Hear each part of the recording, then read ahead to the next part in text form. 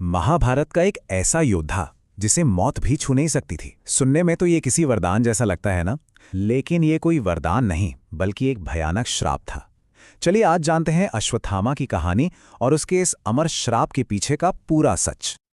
तो सीधा उस सवाल पर आते हैं जो सदियों से मतलब हजारों सालों से लोगों के मन में है, क्या अश्वत्थामा आज भी इसी दुनिया में कहीं जिंदा हैं?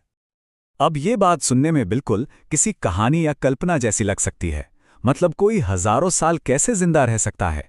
लेकिन अगर हम महाभारत और दूसरी पौराणिक कथाओं पर यकीन करें तो इसका जवाब हाँ है। लेकिन सवाल तो यही है कि आखिर ये मुमकिन कैसे है? इससे समझने के लिए हमें अमरता के एक बहुत ही खास कॉन्सेप्ट को जानना होगा। एक ऐसा कॉन्सेप्ट जिससे अश्वत्थामा की पूरी कहानी जुड़ी हुई है। असल में अश्वत्थामा इस मामले में अकेले नहीं हैं। जी हाँ, उन्हें उन 7 खास लोगों में से एक माना जाता है जिन्हें हमेशा हमेशा जिंदा रहने का वरदान या कहें तो श्राप मिला है। इन 7 लोगों को चिरंजीवी कहा जाता है।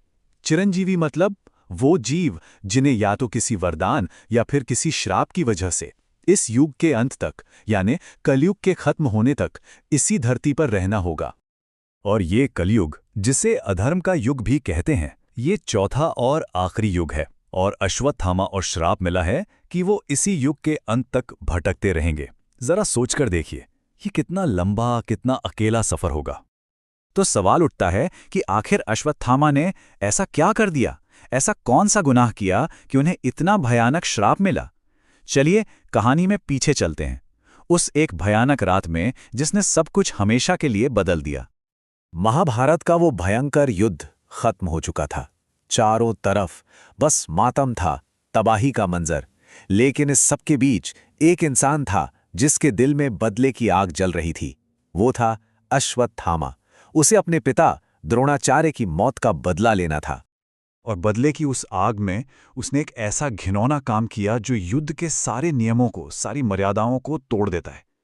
उसने रात के अंधेरे में चुपके से पांडवों के कैंप में घुसकर उनके 5 सोते हुए बेकसूर बेटों की हत्या कर दी, बहुत बेरहमी से।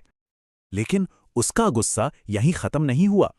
वो पांडवों के वंश को जड़ से मिटाना चाहता था और इसके लिए उसने वो अस्त्र चला दिया जिसका इस्तेमाल करना मना था, ब्रह्मास्त्र, जिसे इस सृष्टि का सबसे विनाशकारी हथियार माना जाता है। उसके इस जघन्य अपराध पर भगवान कृष्ण ने उसे सजा दी, पर यह कोई आम सजा नहीं थी। ये एक ऐसी सजा थी जो मौत से भी कहीं ज्यादा बदतर थी। ये सजा थी एक अमर श्राप। ये श्राप 3 हिस्सों में था और हर हिस्सा दूसरे से ज्यादा भयानक। पहला कि वो 3000 सालों तक इस धरती पर अकेला भटकेगा, कोई दोस्त नहीं, कोई साथी नहीं। दूसरा, उसके माथे पर जो घाव था वो कभी नहीं भरेगा और हमेशा हमेशा उसे असहनीय दर्द देता रहेगा।